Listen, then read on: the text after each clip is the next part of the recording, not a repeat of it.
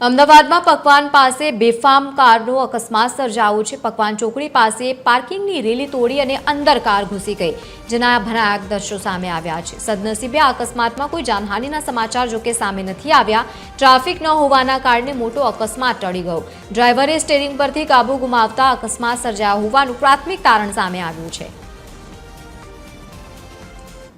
અમદાવાદમાં ગાડીઓની રફતાર છે તે સતત વધી રહી છે, ત્યારે પકવાન 4 રસ્તા પાસે પણ આ જ પ્રકારના કંઈક દ્રશ્યો છે તે જોવા મળી રહ્યા છે। અહીંયા આ જે કાર છે તેની સ્થિતિ આપ જોઈ શકો છો કે જે રેલિંગ છે અહીંયા પાર્કિંગ માટેની પકવાન 4 રસ્તા પાસે જે જગ્યા બનાવેલી છે ત્યાં આ કાર છે તે આ રીતે રેલિંગ ચડાવીને ઉપર છે તે ચડી ગઈ છે રેલિંગની ઉપર।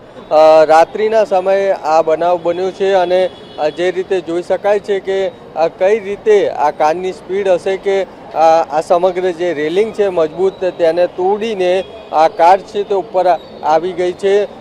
અમદાવાદમાં સમયાંતરે જે કાર છે તેની ઓવર સ્પીડના જે ગુના છે ટ્રાફિક પોલીસ નોંધતી હોય છે, પરંતુ રાત્રિના સમયે ખાસ કરીને સિંધુ ભવન રોડ અને એચજી હાઈવે પર બેફામ કાર ચલાવતા લોકો સામે પોલીસ ક્યારે લગામ લગાવશે તે પણ મોટો સવાલ છે।